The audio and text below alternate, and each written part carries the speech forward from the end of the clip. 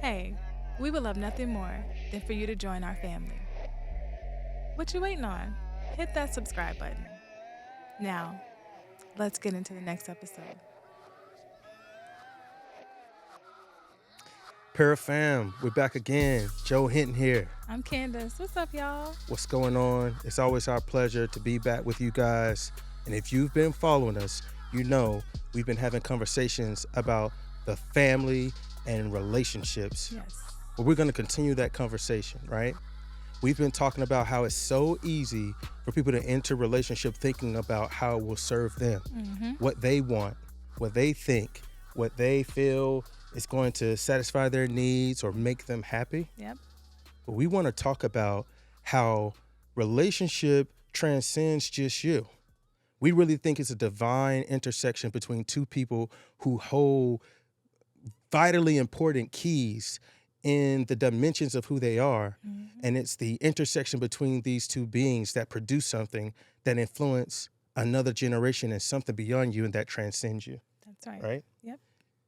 So relationship is about how you bring things to the table multidimensionally. Yes.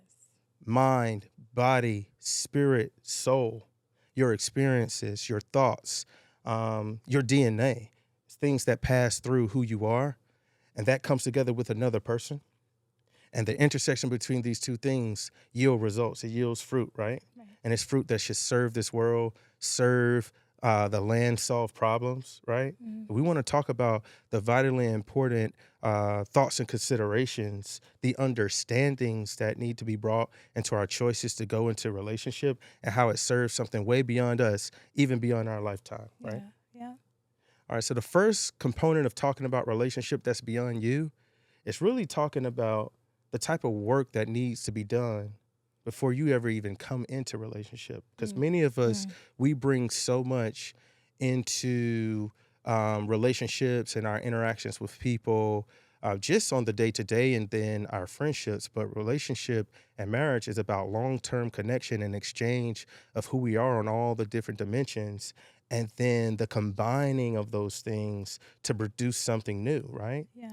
And sometimes we may underestimate and not give the level of consideration that we should to what's combining and what is going to produce simply because we haven't done a deep enough analysis of what we're even bringing to the table, right? Mm-hmm. So the first consideration is the work that should be done before you ever come into a relationship, right? Yeah. I think about the fact that many of us live life, we've had all type of experiences, and depending on our level of self-awareness, perhaps we haven't really done the analysis of exactly who we are and all the things that inform how we think, how we perceive things, let alone knowing ourselves on the higher dimensions spiritually, like have a really deep understanding of who we are spiritually, right? But then on a life experience and psychological perspective, like the experiences we've had in life and how it informs how we perceive life, how we perceive ourselves. The question is, have we often done enough due diligence about ourselves, who we are, and how our experiences have shaped our perspective and how we react to things and relate to things before we come into relationship? Yeah. Yeah. No, I think there's so many other things to consider these days. And not even just these days, but historically, like everybody out here is just trying to survive. Like Yeah. you're trying to live. You're trying to figure out, your daily needs and things that you have to tend to and take care of. So I think a lot of us spend time focused on, just living day to day. Yeah. And just trying to do what we have to do to survive. Yeah. So no, I don't think we all always take the time to do that deep work and analyze all those things. In the spirit of survival, sometimes we use relationships as coping mechanisms, right? Well, Because in life, yeah. if you're not walking in a level of feeling like you have full control and dominion over your life, without even being aware of it, you could live a little bit of an escapist culture and mindset, and Yeah. you use things to escape from your day to day. Oh yeah.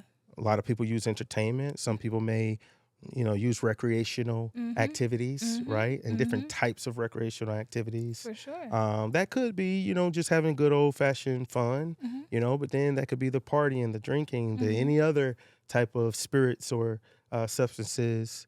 But often, sometimes we may more readily identify those things as not positive Right. sometimes that Right. we're escaping in. Right.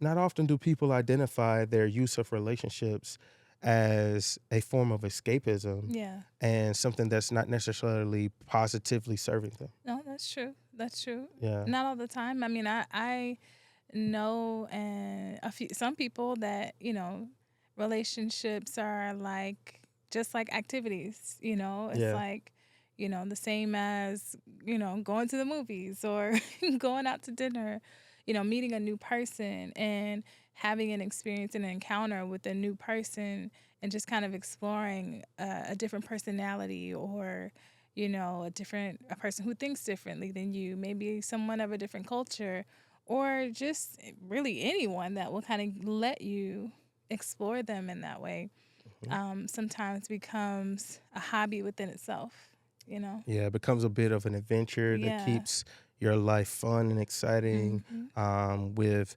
new experiences and new things to explore, feeling like something shook up your Right. your day to day week and all those types of things.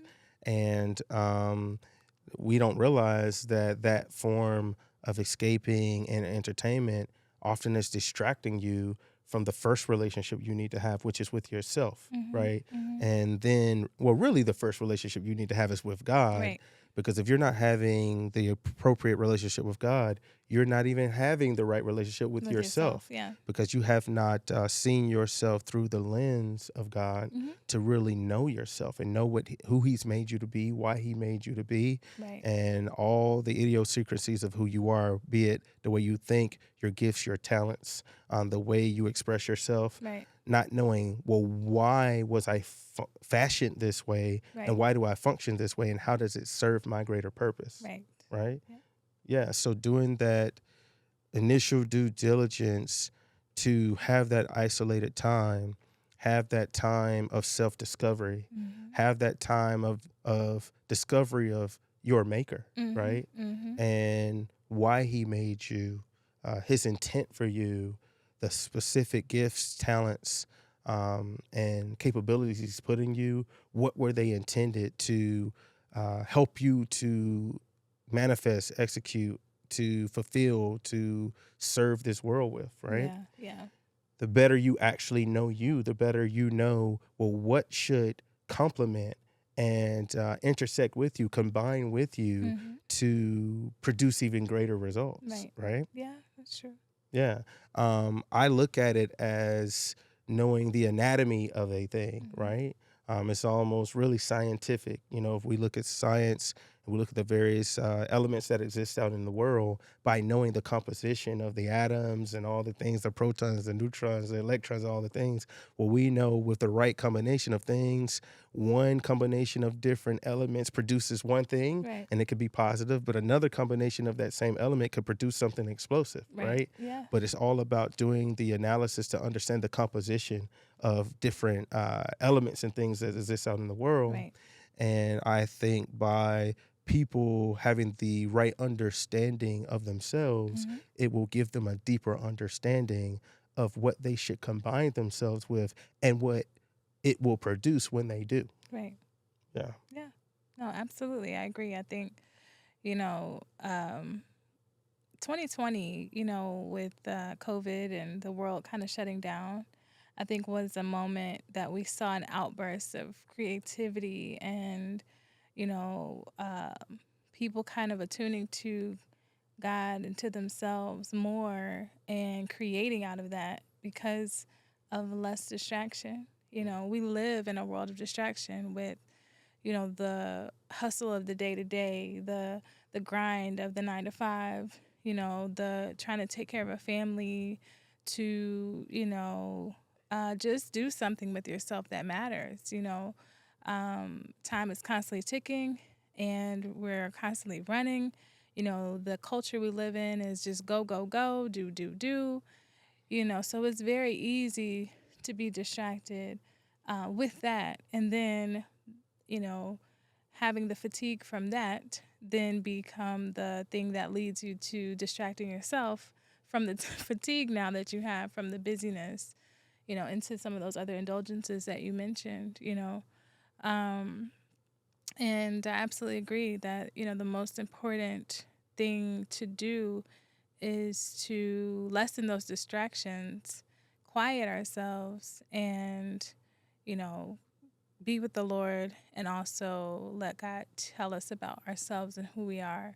Because the more we do that work to know Him and then in turn see ourselves, we can learn what we were created for, what we were made to do in the earth, why God made us, what we exist for, why we're creative, or why we have the abilities and capabilities that He's given us. And to your point, when we know those abilities and capabilities and get in tune with those for our own self, then we can start to understand some of the capabilities and abilities of other people that align with us well to create healthy relationships that foster, partnership and help us grow and be the best versions of ourselves so we can possibly be. Yeah. I really think that when you do that self discovery and that analysis, there comes this clarity, these light bulb moments where you can get a greater sense of life's purpose. Mm-hmm.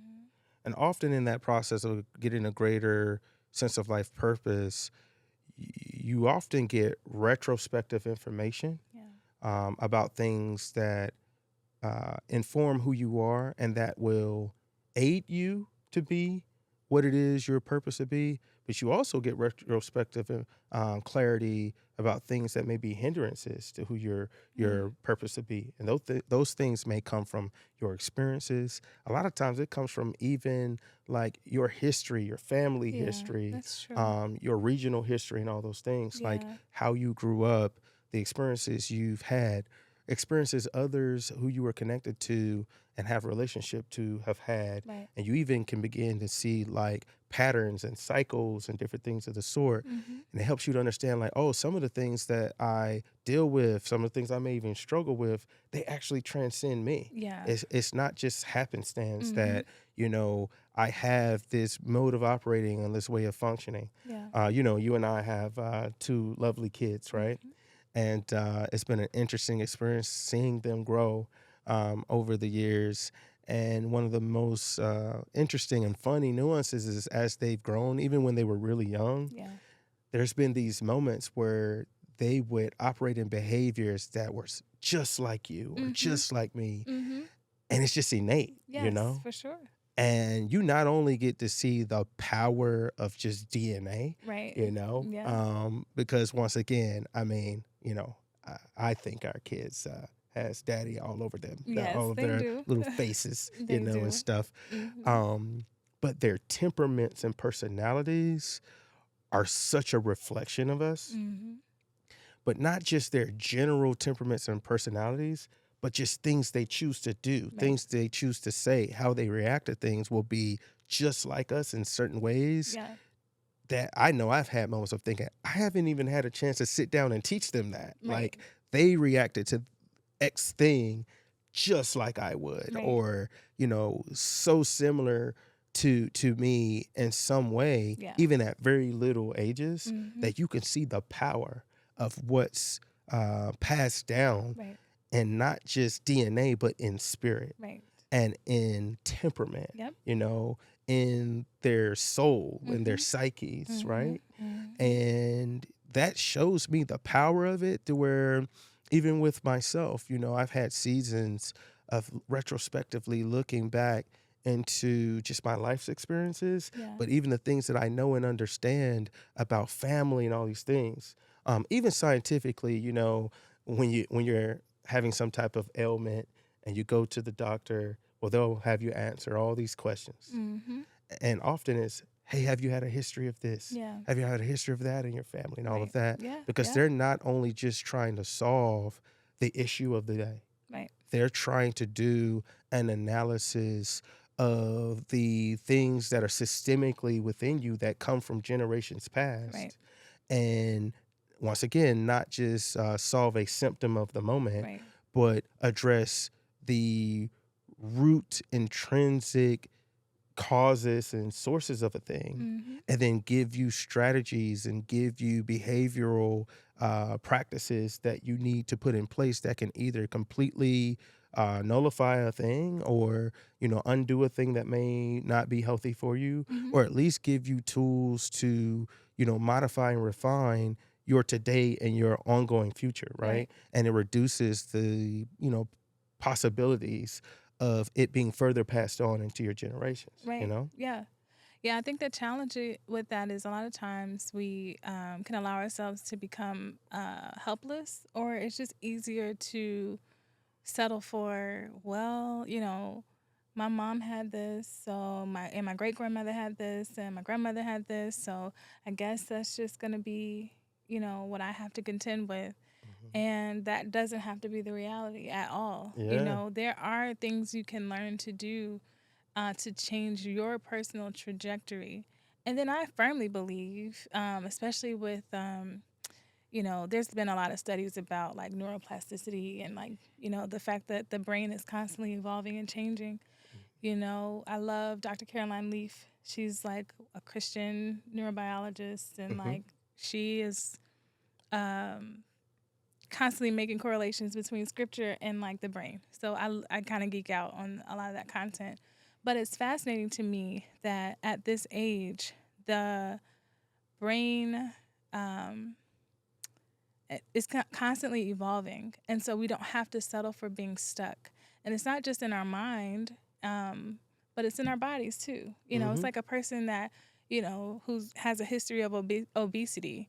Well, you don't have to struggle with that or settle for that being your life. There are things that you can do, Yeah. that can help you, live in a healthier way, that can reduce some of the ailments that you or generations before you have suffered from. And it's no different spiritually. Like, spiritually, it's the same. Like, there are a lot of us have generational traumas and Hmm. issues and things that are passed down from one generation to the next. Some of us even have superstitions that we function in that we don't know why we do it. Like, simple stuff like don't sweep people's feet with the broom, or like you know Don't step on a don't crack. don't step on a crack. Yeah, don't split the pole. Yeah, or why do we cook black eyed peas for New Year's, Yeah, or you gotta throw salt over or your throw shoulder at the end of the year so you don't take bad omens Ex- into the year. exactly. Yes.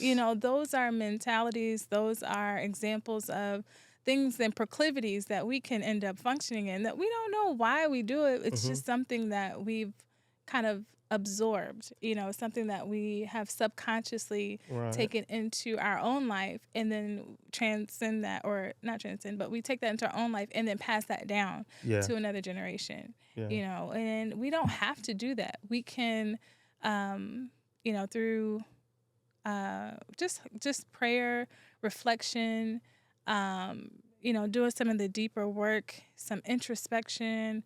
I know therapy helps. It has helped me personally quite a bit to kind of dig a little deeper and get to some of the roots that you were talking about, to figure out what's the origin of this Hmm. and is it necessary, Yeah. I think it comes down to taking personal accountability Yeah. for our spiritual, mental, physical, psychological, and emotional weight, Right. right? Yes. And getting tools to exercise these things so that we can get rid of and offload dead weight. And Right. often it's dead weight that didn't even come from us. Right. It's us symbiotically taking on weight from generations past. Right. And then we just function Right. in a thing Yep. because it's what we've been indoctrinated in, just because that's how we grew up. That's Mhm. what we saw. That's what we absorbed through our experiences, right? Right. Those are things that we have either been actively or passively told, Mhm. right? The things that we've been told and informed, whether someone directly whispered in your ear Right. or you just heard it vicariously through daddy's experiences, Mhm. mama's experiences, grandma, granddad, Mhm. aunties, uncles, Yep. all these different things. And Mhm. we can take for granted how much it has shaped us and formed us Right. and informed us, Mhm. and taking the time to get in tune with that. And I think one of the first ways to do that is spiritually, Yeah. because you begin to see yourself through the lens of what you was originally intended Yeah. and what I believe God may have originally intended for your family Right. and from the origin that you came from. Right. And then you can get a personal sense of accountability and assignment to be a changer and a transformer Yep. to it, Yeah. right? And Mhm. then that enlightens you and sheds light on the dead weight you need to get off of you, Right. For right? sure. For sure. And the work you need to do. Yeah. And as you do that work, you get strategies, you get mental strategies, spiritual Mhm. strategies, psychological, physical strategies. Mhm. You talked about therapy. Mhm. Therapy is something that, nowadays there seems to be a lot more awareness and an awakening Right. for people to avail themselves to therapy so that they can do Mhm. that emotional and psychological work, Mhm. right? Yep. And in those practices, ideally, you're getting strategies, Right. right? Yeah. You're better understanding yourself and Mhm. what informed, your emotional conditions, your state of thinking, right? Mhm. Why you react certain ways. Yeah. You often will hear people say, I'm just this way. Right. Well, maybe not, Maybe. Yeah. you know? Yeah. Maybe you just haven't gotten behind the veil of what made you that way, Right. right? Because Mhm. I think we all have blinders, Right. right? Yeah. And it's a mixture of life experiences.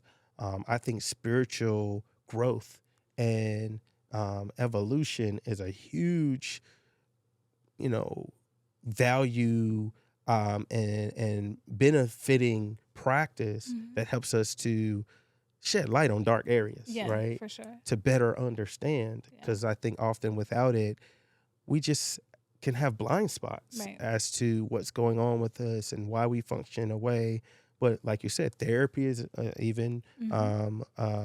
an additional one, Mhm. because I think even with spirituality, we can go so heavy into spirituality that we don't do Right. the emotional and psychological work that needs to be done too, Right. right? Yeah. So coupling things like therapy with it can help you also work through the mental and emotional things that are informing Mhm. how we interact with the world, Right. interact with people. Mhm.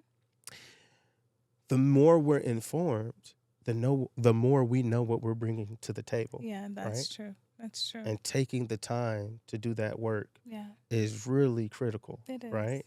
We know what type of atom we are, Yeah. right? Yeah. Yeah. Because the last thing you want to do is mix that with the wrong type of other elements in the world, Right.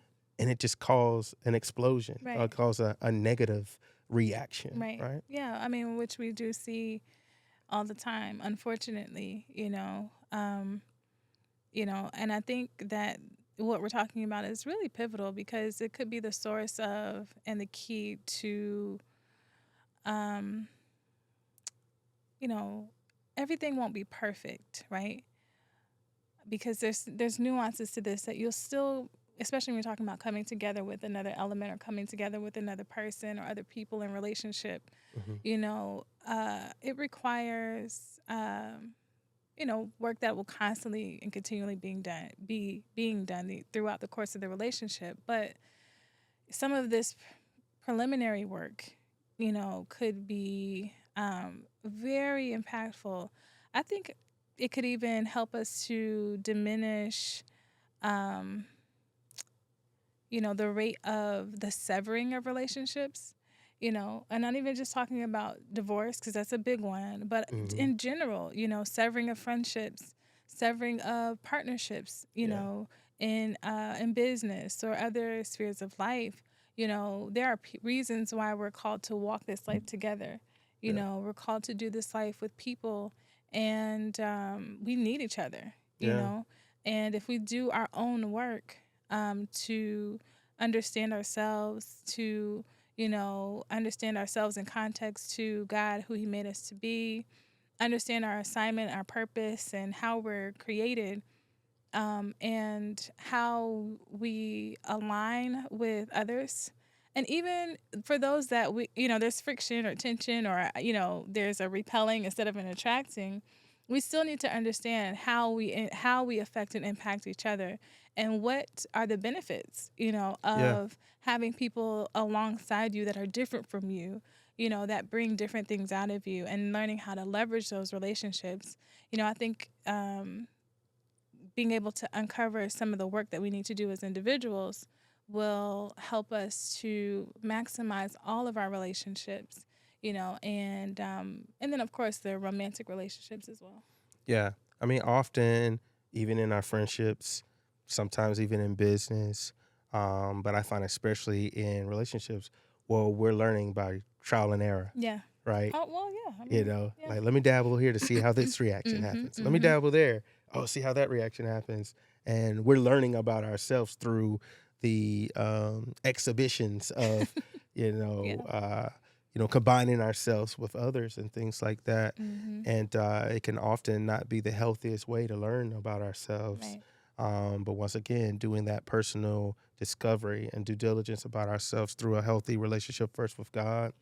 By having a relationship with God, we learn ourselves. Right. By learning ourselves, we get to see ourselves in our current day, but even retrospectively, and Mhm. all the things that inform who we are, why we function like we do, the positives and the negatives that come, just really generationally, right? Mhm. And through that, we can take personal accountability Mhm. to, through the right practices, evolve ourselves to our most healthy self that we can be. Yeah. And by no means is anyone perfect. I Right. think as long as we're alive, we're on that journey of Right. making ourselves Yeah. the healthiest person we can be.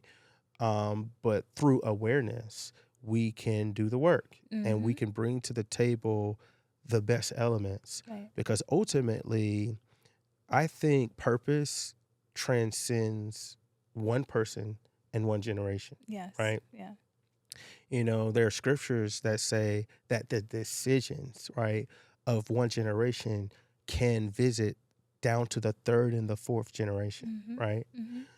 Often we may not be aware and conscious, and we may not operate with intentionality Mhm. about how our decisions today will visit the second, third, fourth generation that comes from us. Mhm. And this life is about legacy. Yeah, it You is. know, our actions, our deeds, our achievements, all of it Mhm. is about legacy, right? Mhm. And Mhm. legacy is expressed through the family. Mhm. So I really think there should be a deep consciousness of how our choices will visit the next generations. Mhm. And if you're called to do something that's great and purposeful, it really should transcend your life, Yeah. right? Mhm. So with that awareness, it shows the importance of how things may be visiting your life from the previous generation, 2, 3, 4 generations back, Mhm. behind you. Right. So that's why that retrospective work is critical. Yeah, it is. And you can do some of that retrospective work, of course, by having the conversations, asking the questions. But I've personally experienced, like, how a relationship with God can just open your eyes to see things that it may have been in front of you, but you may weren't connecting the dots and really perceiving the things to say, oh man, I see where this comes from, because grandma had this experience, Mhm. granddad had that experience, mom had that experience, dad had this experience, uncle so and so had this experience, or Mhm. oh man, I see this experience happen to great granddad and granddad and Right. dad, Yeah. and I see this pattern, and it helps me to understand why I'm functioning a certain way. And then through that enlightenment about it, you can make a decision Right. and take a personal level of accountability for it and Mhm. say, oh, you know what? Yeah, I'm going to let this pass down to the next thing. But you know what? This thing right here, oh, yeah, I'm not going to bring this into the next generation, Mhm. right? Yeah. And then that can inform how you interact with others and proceed from there. That can even inform your selections of who to join with, Right. right? Because you can also do that due diligence as you Mhm. engage with others and say, "Hey, what was your background like? You Mhm. know, what did you experience? Hey, does anyone have a history of diabetes? You Right. know, Right. Right. Right. anyone have a history of, congestive heart failure? Right. Yeah. And all these things." Yeah. And I'm using that Right. metaphorically Right. Yeah. because it's not just on the physical level, it's on the spiritual level, Right. it's on the psychological and emotional level and the physical level. Yeah. You can have those conversations and you can do the due diligence Mhm. and move forward in intentionality and not just haphazardly just doing trial and error, Right. right? Yeah, no, that's true. I love that you emphasized personal accountability because unfortunately, when you have generational things and you've experienced trauma, or, things outside of yourself that you've absorbed, it can be easy to absolve yourself of any responsibility to do any kind of work in that regard because it's something that kind of was presented to you. It's not Yeah, something that may not have been something that brought into your own life, right. and so, can be easy to become a victim, Yeah, and let things just kind of rule and dominate you, right. in a way that you don't have to allow. Um, so personal accountability is a Yeah, huge, huge part of this process because you're taking ownership for yourself. yeah, And, I think you also couple that with purpose, when you're talking about purpose, like purpose and personal accountability combined are two very powerful things yeah, because at the end of the day, when you take responsibility for yourself, for the health of your own mind, body, spirit, soul, through the help of God, through the Holy Spirit, right? Um, you can own that in a way that when you encounter other people in relationships, hmm, you don't put the burden of that right. work on someone else, Yeah, and I think that that's often something you hear in conversations about the expectations that people have when they enter into relationships, and, even just to make it personal, I know that's something that I did coming into our relationship, yeah, I came in entitled to a certain level of romance, we talked about in another episode. right. And I was putting a burden on you to take care of my soul Hmm. in a way that was my responsibility to do, Yeah. And I feel like, unfortunately, it's easy to do, especially once you've been in relationships with people. And not all relationships immediately go well, right? Hmm. So you also have, the effects of previous relationships, Right. be it family relationships, romantic relationships, business relationships, Hmm. that can leave a mark. They can leave a wound Right. on a person. And without realizing it, it can be easy to just want to be kind of healed through someone else, Yeah. looking for other relationships to kind of bring solace, bring peace, or put you back together. And, by God's grace, I'm grateful that I've been able to personally learn the benefit and the blessing of taking personal responsibility for your own Hmm. soul between you and God to do the work that you need to do to heal and be the best version of yourself. But you know what? In order to do that, it takes enlightenment in the first place. Yeah. Because you talked about being a victim. Well, Mhm. some people don't even know they're a victim. Well, You yeah, know, that's true. Scientifically, it's been proven that when trauma happens in a generation, Mm. trauma is passed down through the DNA. Yeah, yeah. Right. Mhm. So that next generation or down to the third and fourth generation, Yeah. they can be victims and not even know No way. about it. Yeah, that's They are true. now suffering from something and they don't know why they're reacting a certain way. Mhm. They don't know why they have certain habits. They Mhm. don't know why they struggle with something mentally or spiritually or emotionally. All they know is they expect something to come Right. and to cater to it and to heal Mhm. or to provide whatever entitlement that's just in their soul. And they Yeah. don't even know why they have this sense of Yeah, entitlement in that's their right. soul. They are being a victim and Right. they don't even know why. That's true. Right. Yep. So that's where I think, spiritual devotion and enlightenment, Mhm. even the therapy and all those things, Mhm. well, it unveils and it Right. uncovers like, oh, that's where this came from. Right. You know, I had a victim mentality, a victim culture, a Mhm. victim mindset, and I Mhm. didn't even know it. And Mhm. it's because there was a wound, Yeah. either personally or Mhm. there was a wound generationally Mhm. that was like passed down, and we developed systems of functioning, Right. systems, a whole culture and lifestyle around those wounds, Mhm. and we didn't even really know it. Yeah. And then that's when you come to that place of enlightenment, you can then take personal accountability for it. Right. And then you can spiritually get tools. Yeah. You can psychologically get tools through therapy. Mhm. You can educationally get tools. Yeah. You can, if it's obesity or something, because even some obesity problems come from something psychological. Right. Yeah. Yeah. Someone had an experience, they begin to use food as a comfort or Mhm. food as something to heal and Yeah. console something, Mhm. and they created a culture, and then that Mhm. culture is passed down to another generation of Mhm. overeating and things of the Mhm. sort. So Mhm. now this thing has been institutionalized Right. and systematized. So Mhm. now the second and third generation don't know why everybody's obese and eating like this. It's just a family culture, Right. and they don't know how to break it. So Right. now they need tools to Right. break it, Yeah. right? Yeah. And, this thing hits multiple dimensions of how we function, Right. and we need enlightenment Yeah. to get to the roots of these things Yeah. and uproot it and become the person who embraces the assignment to transform, Right. right? Yeah. So doing that work before is so critical, and Mhm. then personal assignment towards our future, because when you're really in tune with your purpose, you then begin to look at this victimhood and any cultural thing as an enemy to your purpose, Right. right? Yeah. As an enemy to your assignment, as Mhm. an enemy to your future generations and your Mhm. future legacy, Mhm. right? Mhm. And you can take the personal accountability, be the one to be the game changer Right. that changes everything Yeah. and helps your family, everything that comes through you, everything around you, go to higher levels of health, Right. higher levels of purpose, higher levels of happiness, Right. higher levels of fulfillment, Right. higher levels of just walking at the highest levels of life Mhm. in thinking, culture, behavior, achievement, and just ultimately relationship with God, right? Yeah. Because relationship with God isn't just about the religious activities we do on like a Sunday or a Wednesday, or what religious people would call sacraments, meaning Mhm. like these practices that we think are devout. Right.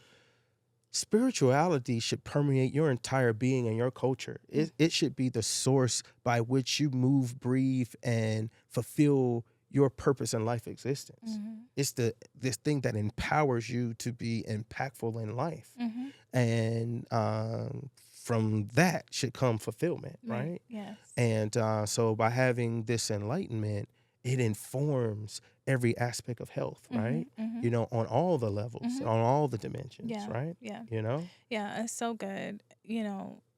It's the reason why I think maybe every episode will probably emphasize a relationship with God. Yeah, for sure. It's the biggest, greatest, you know, uh, just the best decision that you could make to begin this process, of enlightenment and discovery. Man, there's so many things that came to my mind while you were talking, but scripture in general are so good for bringing enlightenment. It's the word of God. It's the word of God that, you know, um, allows us to see. So even when we talk about these generational things, well, there's stories in the Bible that teach and show us like generational things that have happened multiple times over and over again. So you can see examples of that through, let's say, Abraham and Isaac, for example. You know, there's a story about Abraham when he and Sarah were going to a particular place. They encountered a king. And Abraham, for fear that he would be killed and that Sarah, as his beautiful wife, would be taken, he lied to the king and said that she was his sister. And so, because he lied, the king and the entire kingdom and the people of that land were really facing God's judgment. and it put them in danger.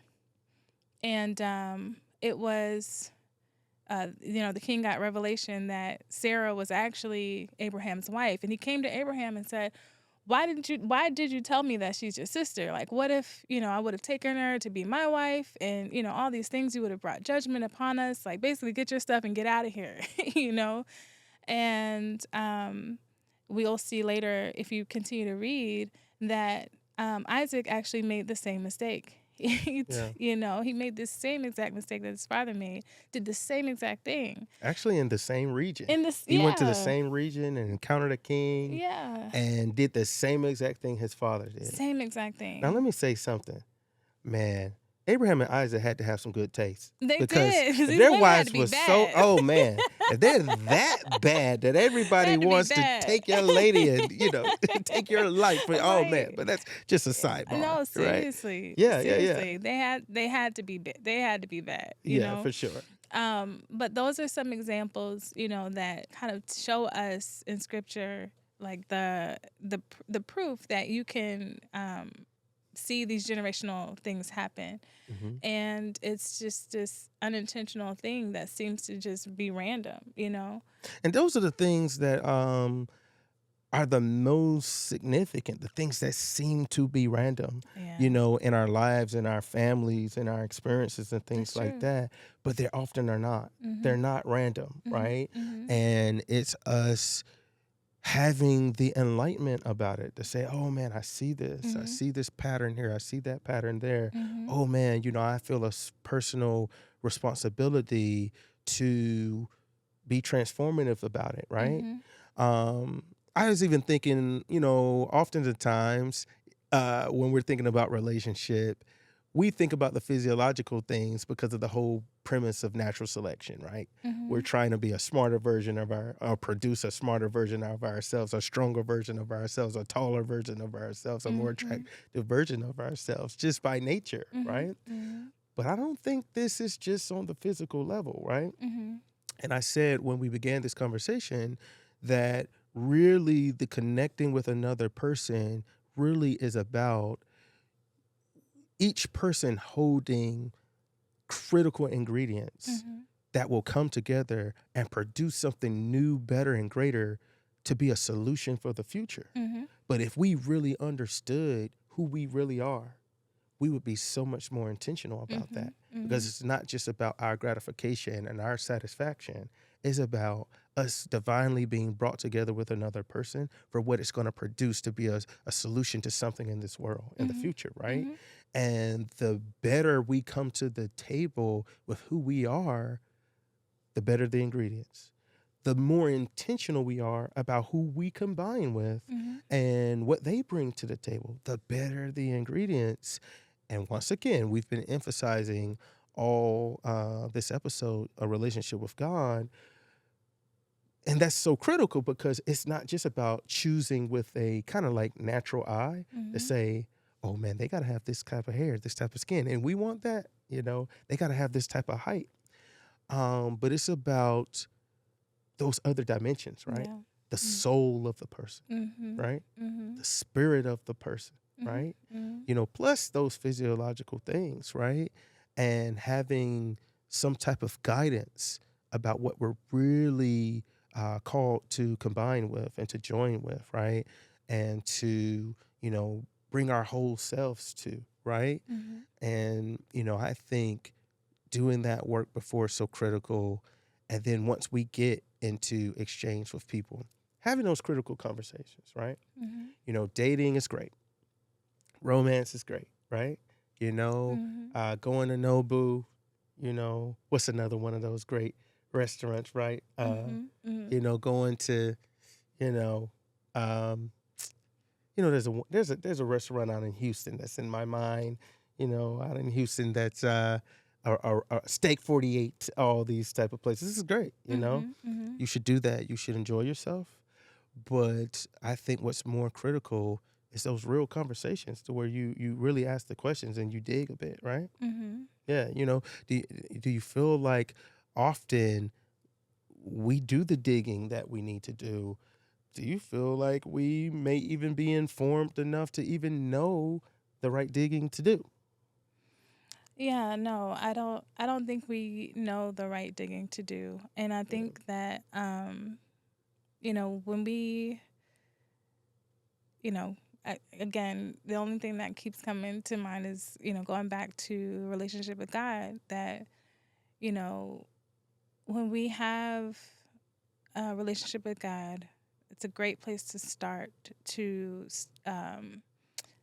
dig and figure out the first steps to do. And through reading scripture, we can start to get stories that jump off of the page. The word is life and it's truth. So it begins to speak to us and give us insight and wisdom as to what steps to take, and how to begin some of this digging. Those stories will begin to show you things about God. You can see yourself in them. You can see characteristics, qualities, insights about, not just biblical characters, but like people, and the way people function and operate. And, so I think that that's a great place to start, to evaluate, um, some of the things, or just try to get down to dig a little bit deeper to do some of that work. Yeah. And then assess, the world and things around you as well. You get revelation in real time Yeah. through the Word of God. Yeah, I think to add another layer to that, I've personally experienced that by having a season of isolation and Mm. really doing deep personal introspection and quality time with God, Mhm. it helped me to see myself on a greater level. Mhm. It helped me to see things from my history, Yeah. right? It helped me to see the good and the bad. It helped me to see the things that I needed to take personal accountability for Mhm. and to look at as enemies to my future and my purpose. Mm. And then that informed me even as I came into relationship and informed the conversations I had. It informed the questions that I asked and informed the discovery I did about a person and who they are and their background and where they come from and their perspectives and their senses of personal assignment on what they wanted to do with life and what life should look like on Yeah. the road ahead and what they wanted to produce, even generationally from a legacy perspective. Mhm. It showed me the things that I needed to make intentional steps to eliminate from my life and my Mhm. culture, and that I needed to come into agreements with another person Yeah. on. And then it showed me things that, oh, okay, though I'm aware of this, it's kind of a part of who I am. So I Mhm. just need to put intentional practices in place Mhm. and make agreements with another person on Mhm. about, right? Yeah. And, coming to those agreements are critical, It is. because you can, kind of put a constitution together Mhm. for your relationship, Mhm. right? Now, Mhm. of course, once again, at the center of that constitution, we believe God should be at the center of that For constitution sure. because we believe that, He's the only one that can actually empower you to do this transformative work. Right. But there can be some other pillars to it as far as practices and non-negotiables and things that you say, oh yeah, no, this we will not allow, and how we go forward and interact and the culture that we build and what we want for, what comes from us, be it in children or things that we put our hands to or Mhm. the things we want to produce in life. And this, yep, we want to champion this right here. And we want to continue this legacy that may have even come from generations before. Yeah, we want to continue that. Yeah. And, but it's by, having those insights, right? Mhm. And doing that self discovery and, getting those enlightenments and, Yeah. those illuminations about who you really are and who your purpose to be. Yeah. Yeah. You're really referring to like principles and standards and values, Hmm. you know, and having a source of getting those principles, standards, and values, Yeah. putting that up against the ones that you already have, your pre existing principles, standards, values, or the lack thereof, right? Yeah. And, being able to um, assess, communicate, identify, those things, and, evaluate even with others, or invite others to evaluate if there's alignment in those areas for Yeah. relationship. Yeah. Yeah. The last episode that we did, it was called Marriage University. And the premise of this was the fact that marriage isn't really just about self serving things, but it's a divine orchestration of you coming together with a person. And this person is going to be a form of an education for you. Mhm.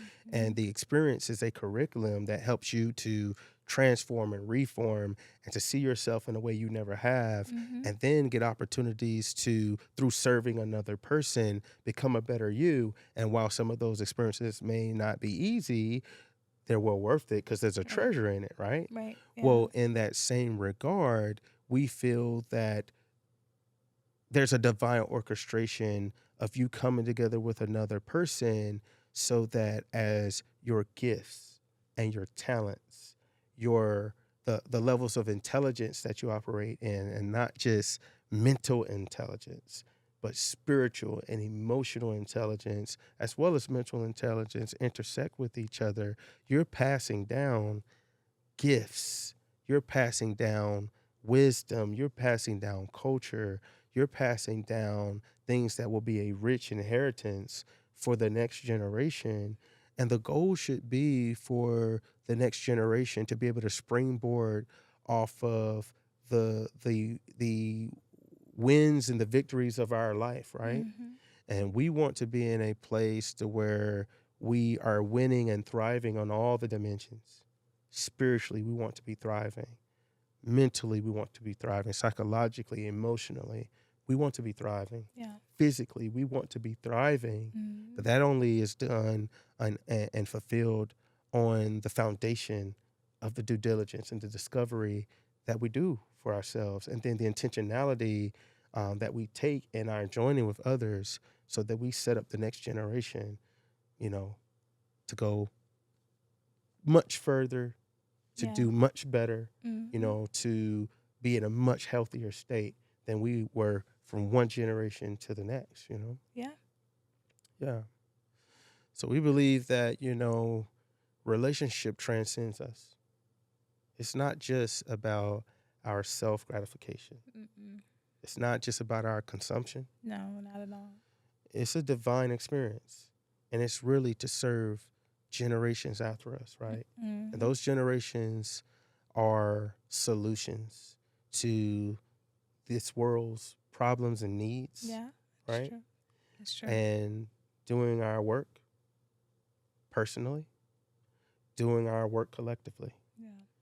taking personal accountability, taking a sense of assignment and purpose, Mhm. knowing what our enemies are. The Mhm. enemies against our assignment and purpose are critical so that we live a life that serves the generations, Yep. you know. Mhm. All right. What do we want to leave the people with? Get to know God. I can't Get stress to it enough. know God. Get to know Him. Yeah. You won't regret it. Yeah. Get to know God. Do the work. Get to It's know yourself. yeah. Do the work. It's worth it. Be intentional. Be intentional.